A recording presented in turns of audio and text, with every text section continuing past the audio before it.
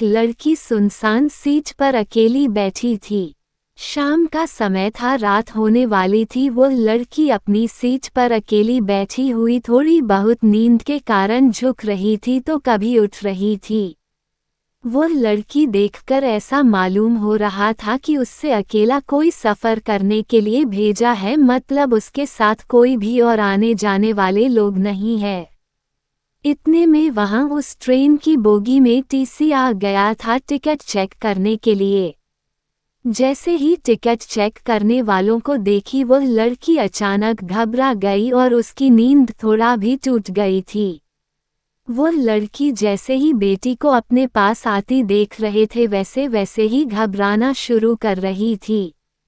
मुझे देखकर यह मालूम हो रहा था कि उस लड़की के पास टिकट तो बिल्कुल भी नहीं होगा।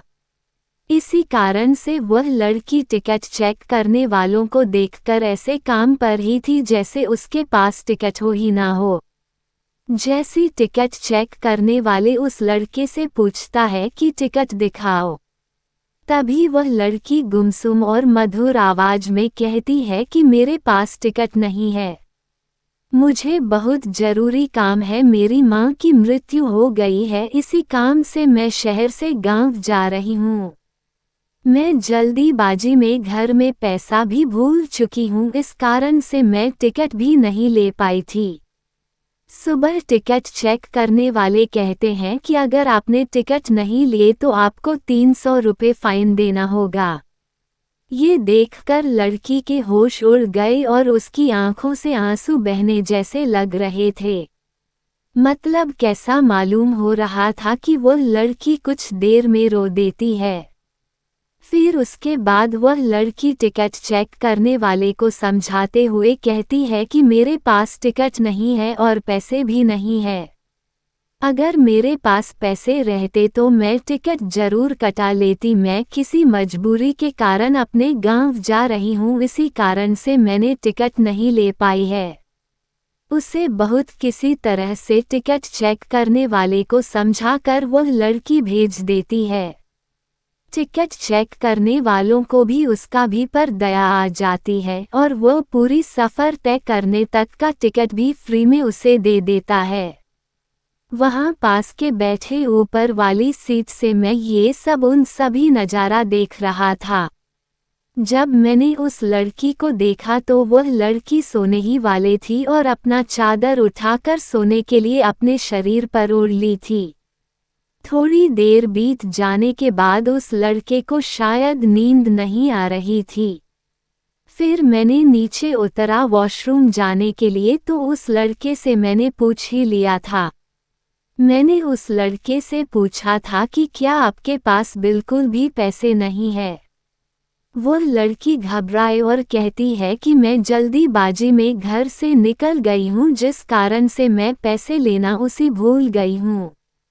उसके बाद मैं उसे 500 रुपये अपनी जेब से निकालकर उसे देने का प्रयास करता हूँ, लेकिन फिर भी वह लेने से मना करती है। मैंने उससे कहा कि मैं तुम्हें कोई एहसान नहीं कर रहा हूँ, मैं तुम्हें अपना एड्रेस बता रहा हूँ, तुम्हारा जब मन करे तब इन पैसों को भेज सकते हो, लेकिन अभी तुम्हारा पैसों का बहुत जरूरी है, इसके बिना तुम भूखे रहोगे और घर जाने के लिए टैक्सी इत्यादि का भाड़ा भी तो चाहिए। इतना सुनते ही और मेरे मनाने के बाद वह लड़की पैसे ले लेती और कहती है कि मैं घर जाकर पैसे का इंतजाम करके आपको उन पैसे को भेज दूंगी। उस बहुत लड़की सो जाती है। लड़की का सफ़र सुबह में 2 बजे पूरा हो जाती है और लड़की उस ट्रेन से उतर जाती है। उसके बाद जब मैं नींद से ज़्यादा तो देखा कि वो लड़की अपनी सीट पर उपलब्ध नहीं है। फिर मैंने उस लड़की को ज़्यादा याद नहीं किया और अपने काम से काम रखा और मैं सो गया था।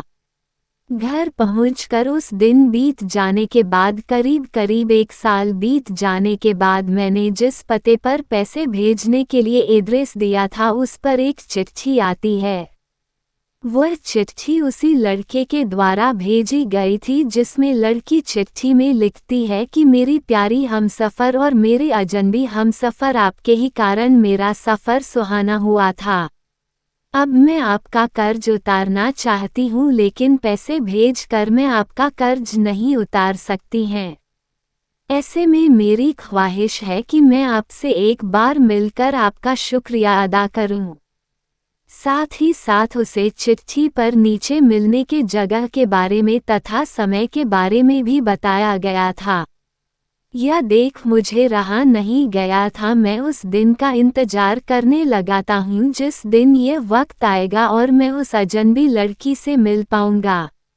आपको बता दें कि वह अजनबी लड़की मुझसे मिलने के लिए इतना बेकार क्यों थी मुझे भी नहीं पता था। लेकिन जब से मैंने उनकी मदद की थी मैं हमेशा सोचता रहता था कि कहीं वह लड़की भूल तो नहीं गई है, मेरा शुक्रिया अदा करना भी नहीं जानती है। उसके बाद मैं उसी दिन उसी समय पर इस समय की व्याख्या उसने अपनी चिट्ठी में की थी। जब मैं उस स्थान पर पहुंचा तो देखा कि वो लड़की पहले से उसी स्थान पर मौजूद है। जब मैंने उनसे पूछा कि आप बहुत पहले आ चुके थे क्या, तो वह लड़की कहती है कि मैं तो 1 घंटा पहले ही आ चुकी थी। मुझे लगा था कि तुम जरूर मेरे लिए आओगे। आगे लड़की कहती है कि जब से मैंने इन पैसों को लिया है, जब से मैंने आपको देखा है, मेरा दिल कहीं नहीं लगता है। मेरे जज्बात और मेरी जवानी हमेशा आपको ही याद करती रहती है। क्योंकि मैंने उस रात जब आप सो गए थे तो मैं आपके चेहरे की तरफ देखकर बहुत ज़्यादा खुश हुआ करती थी। मैं आपसे अपने प्यार का इजहार करने के लिए आई हूँ। अगर आपको कोई आपत्ति नहीं है तो आप मेरा प्यार स्वीकार कर सकते हैं। मैं पूरी जिंदगी आपके साथ गुजारने के लिए तैयार हूँ। साथ ही साथ मैंने अपने माता पिता से आज्ञा लेकर आई हो के और आपके बारे में बता कर भी आई हूँ। फिर उसके बाद मैं भी खुश हो जाता है, लड़की को तुरंत ही गले लगा लेता हूँ। फिर हम दोनों की शादी जल्द ही करवाने का हमारे माता पिता तथा अभिभावक वादा करते हैं। उसके बाद से फिर हम लोग दोनों फ़ोन पर खूब रात भर बातें करते हैं और जिंदगी का लुत्फ़ उठाते हैं। कोलकाता जैसी भीड़-भाड़ शहर में एक लड़का घूमने के लिए, कुछ दोस्तों के लिए और कुछ दोस्तों के साथ कुछ ऐतिहासिक जगहों को घूमने के लिए जाता है। कोलकाता पहले कभी नहीं किया था। वह पहली बार कोलकाता शहर में अपने कुछ सपने को लेकर तथा उसे जीने के बहाने अपने दोस्तों के साथ घूमने फिरने के लिए निकलता है। वह मौका था दुर्गा पूजा का। जैसा कि आप सभी को पता होगा कि कोलकाता में तथा बंगाल में दुर्गा पूजा काफ़ी धूमधाम से मनाई जाती है। तभी उनके सभी दोस्तों ने कहा कि चलो कोलकाता का दुर्गा पूजा भी देख लेंगे और साथ में कोलकाता शहर भी घूम लेंगे। जैसे ही कोलकाता में घूमने के बारे में सभी लड़का तभी हुआ, लड़का भी पूछता है कि अच्छा बताओ कोलकाता में ऐसी क्या क्या चीज़ है घूमने के लिए। अभी उसका दोस्त कहता है कि कोलकाता में घूमने के लिए चिड़ियाघर है, कोलकाता में घूमने के लिए विक्टोरिया मेमोरियल है, वाटर पार्क है और दीघा बीच है जहां हम लोग एंजॉय कर सकते हैं, मस्ती कर सकते हैं। फिर सभी लोग कोलकाता के लिए निकल पड़ते हैं। वो लोग 3 दोस्त थे, साथ में एक दोस्त जिसका नाम सोनू था। बाकी सभी दोस्त कोलकाता कई बार घूमने के लिए गए थे, लेकिन उस सोनू पहली बार कोलकाता घूमने के लिए जा रहा था। सभी दोस्त कोलकाता पहुंचने के बाद वहां उन्होंने खाना पीना तथा नाश्ता किया। फिर घूमने के लिए टैक्सी किया और घूमते घूमते बहुत सारा जगह घूमा। शाम के करीब 3 बजे बज रहे थे। तभी सब दोस्तों ने ये डिसाइड किया कि चलो अब हम लोग वाटर पार्क भी घूमते हैं। इससे पहले सोनू कभी वाटर पार्क घूमने नहीं गया था। आपको बता देगी वाटर पार्क में बहुत सारे पानी होते हैं जिसमें खेलकूद और मस्ती करते हैं। सोनू भी उसी में टिकट कटाकर खेलकूद करने लगे थे वाटर पार्क में। गर्मी का मौसम था, गर्मी बहुत तेज हो रही थी। इसी कारण से उन तीनों लड़कों साथ में सोनू को भी वाटर पार्क से बाहर निकलने का मन नहीं कर रहा था। वाटर पार्क में नहाते नहाते सोनू और उसके दोस्तों को 5 बजे बज चुका था। उसके बाद वाटर पार्क में एक लड़की आती है नहाने के लिए। वह भी अपने दोस्तों के साथ नहा रही होती है और अपनी सहेलियों के साथ मौज मस्ती कर रही थी वाटर पार्क में। इतने में हुआ लड़की पीछे से कह सकता आया और सोनू के शरीर में चिपक गया था, जिसे वह लड़की सोनू से टकराती है। सोनू पीछे घूमता है तो देखती है एक लड़की उसके शरीर से टकरा गई है। तभी सोनू कहता है कि खैर कोई बात नहीं, चलो ऐसा होते रहता है। लड़की भी माफ़ी मांगी और कहती है कि मैं पीछे पीछे आ रही थी, मैंने नहीं देखा, आपसे टकरा गई, इसके लिए सॉरी। उसके बाद सभी लोग फिर वाटर पार्क में नहाने लगते हैं। लड़के भी और उनके दोस्तों के साथ सभी नहावाकर बाहर निकल जाते हैं। जैसे ही सोनू और उसके दोस्त बाहर निकलते हैं वैसे वही लड़की लोग भी बाहर निकलती है। अब सोनू और उससे दोनों से मुलाकात होती है। वो लड़की कहती है कि मैं आपसे टकरा गई थी, उसके लिए मैं गलती मानती हूँ। कभी सोनू करता है ऐसी कोई बात नहीं, मैं तो उस दुर्घटना को कब का भूल चुका हूँ। तभी वह लड़की कहती है एक ही अच्छा है, कोई बात नहीं, मैं अब तो बिहार जा रही हूँ, क्या आप यहीं के रहने वाले हैं? कभी सोनू कहता है कि नहीं, मेरा भी घर यहाँ से काफ़ी दूर है, मैं भी रात की ट्रेन से घर जाने वाला हूँ। दोनों में अच्छी खासी बातचीत होती है। दोनों वहाँ से टैक्सी लेते हैं सभी दोस्तों के साथ और वह लोग फिर हावड़ा स्टेशन पहुँच जाते हैं घर जाने के लिए।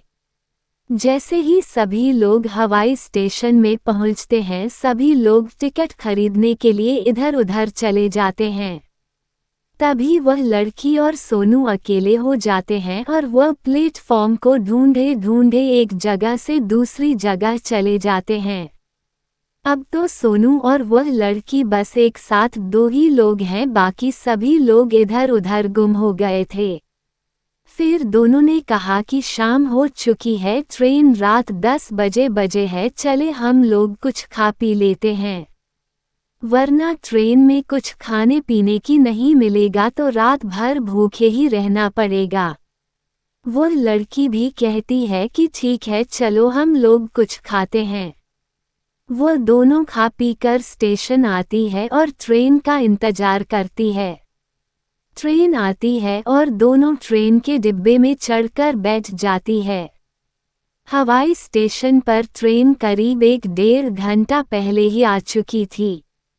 ट्रेन में लाइट भी नहीं था और दरवाज़ा खुल चुका था। सोनू और वो लड़की दोनों ट्रेन में चढ़ जाती है और एक सीट पर बैठ जाती है। फिर दोनों आपस में बातचीत करने लगते हैं। रात हो जाते हैं, ट्रेन चलने लगती है। आपके करीब 11 बजे टिकट चेक करने वाला आता है और कहता है कि तुम दोनों टिकट दिखाओ। हालांकि दोनों के पास टिकट मौजूद नहीं था। उसके बाद सोनू टिकट चेक करने वालों को कहता है कि मेरे पास टिकट नहीं है, ऐसा कीजिए आप मेरा एक टिकट बना दीजिए और एक इनका टिकट भी बना दीजिए। लेकिन टिकट चेक करने वाले कहता है कि यहाँ आजू बाजू में कोई भी सीट खाली नहीं है, मात्र की एक सीट बची हुई है।